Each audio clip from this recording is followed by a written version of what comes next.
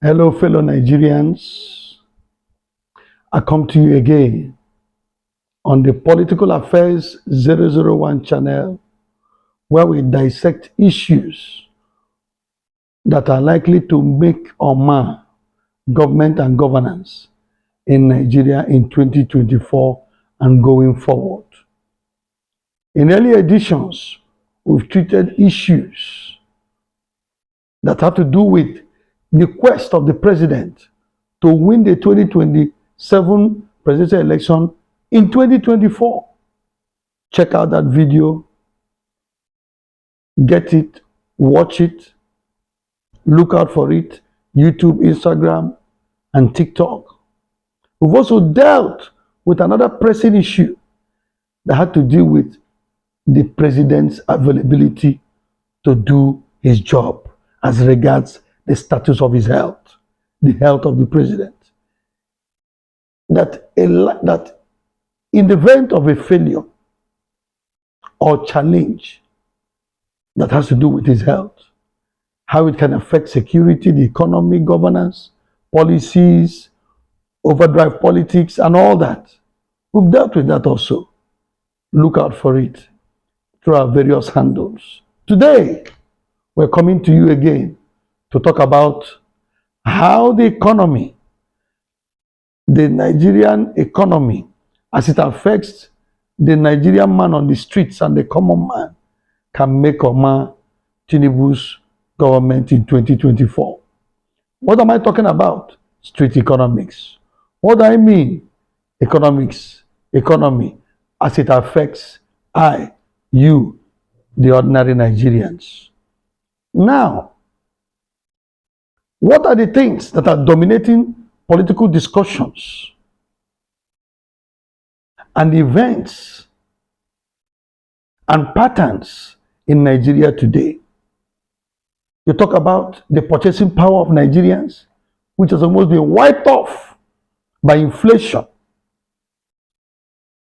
triggered to a large extent by one, the insecurity that has led to a reduction in food production in most of the food belts in Nigeria, both north and south. Two, removal of fuel subsidy, which has hit the common man so hard that recovery is going to be very difficult. Today, wages are still where they were when fuel was being sold at 165 naira. Today, fuel hovers between 660 and 670. That's over a 300% increase of fuel. And yet, wages are still where they are. Even these wages we're talking about, even if there were to be an increment in wages, it usually affects or plays out within the public sector, that is within government circles, federal government, state government. Those who can afford to increase theirs. What about the millions of Nigerians who are in the private sector? How many private companies are able to stay afloat since most businesses are closing down? Even international businesses are closing shop. How many of them can afford today's minimum wage? Talk of an increase. Is it not when a company makes profit that it can take care of its staff? Where does this leave the common Nigerian? The Tinubu government must understand that no country remains the same after a hunger riot. Nigeria is on the verge of a hunger riot. It is important that he turns the curve immediately. He has to retrace his steps. The current steps or the steps he has taken so far in terms of the cost of governance, the optics, expenditure, the 2024 budget. My God, that document is a charade. That document is a document written against the interest of the common Nigerian. How can you budget billions for feeding of animals and human beings and visitors in just the villa? How can you budget billions, hundreds of billions, to the maintenance of members of the National Assembly. How many are they? 109 here. And the ones in the House of Reps. 109 in the Senate. And the ones in the House of Reps. And you only budget a few billions for education, healthcare, and agriculture. Which country in these our times wants to survive without paying attention to the education of its people? Which country survives on palliatives being doled out by government without necessary controls? Look at what has happened already. Look at what has happened already. Embezzlement, allegations here and there. 37 billion, 44 billion, 10 billion. And instead of curbing those things or asking what really happened, why this things failed under Buhari, the thing has continued under this government. Why don't you channel these monies that are unaccounted for, that their impacts are not seen in the polity and in the lives and livelihood and standard of living of Nigerians to other areas like education, health, farming, agriculture, transportation?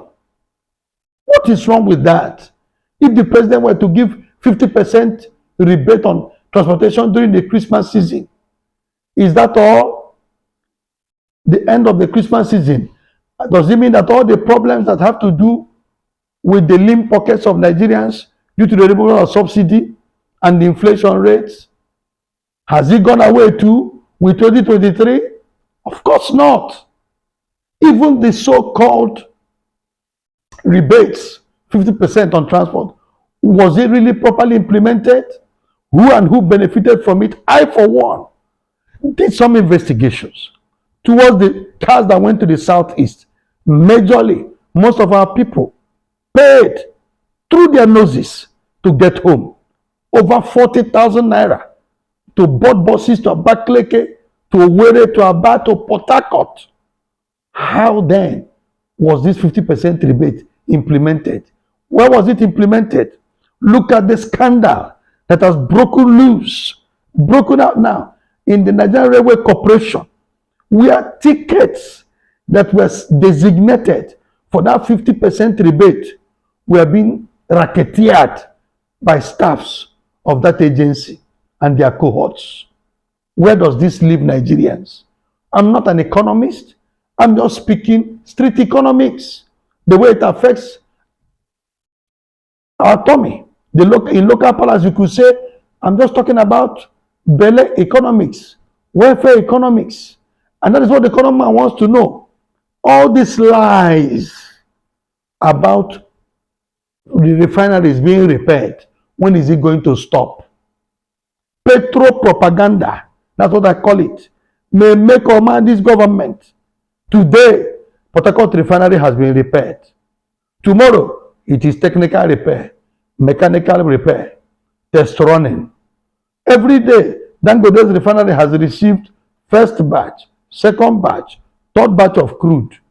The Nigerian man is asking, when is the thing going to reflect at the pumps where they buy fuel? Is it also going to affect the pump price of fuel? Of course. The infallible Mele Kyari at the NNPC Halo Towers thinks otherwise. Yet, he was quick to tell us that part of the reasons why petroleum subsidy had to be removed was the high cost of importation cost of these products in terms of payment of freight to bring these products in. Today, when that international cost of freight should be removed by the functioning or rehabilitation of some of the refineries and the coming on stream of the Dangote refinery, the man still says it is not going to affect the cost of petroleum.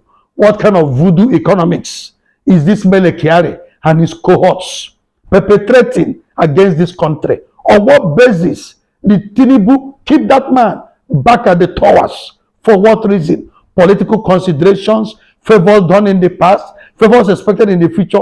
how does this affect Nigerians? Where does this leave us?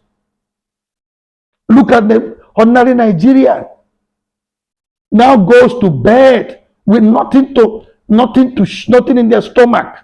The World Bank that continues to tell you remove every subsidy, remove everything. They will turn around and bring out a report that will incite your people against you, saying that more Nigerians are being thrown into the poverty line. These people do bring out these reports. Tinubu, are they for you or against you? Of course, they're against the Nigerian people. I can't even ask that question. We know that already. Stop listening to them. Seek for homegrown solutions and also go towards developing nations that have gone through these similar challenges and found a way out. Stop listening to those who want to enslave you with their Bretton Woods Institute policies and programs forever. How can it be that Nigeria now borrows money to pay at 11% plus interest with our crude oil? Where is the 23 plus trillion that Buhari took from the ways and means? That money can fund the 2024 budget. The probe you are doing in CBN with the forex and all the infractions being alleged there, can you also do it in the ways and means? Can you also extend it to NNPC, or the place is okay, nice and cool? NNPC is all of a sudden, woo, the beautiful bride. Nothing is going wrong there. I don't agree with you, sir. You need to step up. You need to step up. This is no longer Lagos. This is Nigeria. You can't afford to do what you like. Nigerians are on the edge. And what do you need to do? People-oriented economic policies. Check this subsidy you earlier said in 2012 was a scam. What was the scam in it? Most of what they said they were bringing in was not being brought in. Most of what they said was being consumed was a lie. Did it change under Buhari's government, under your own?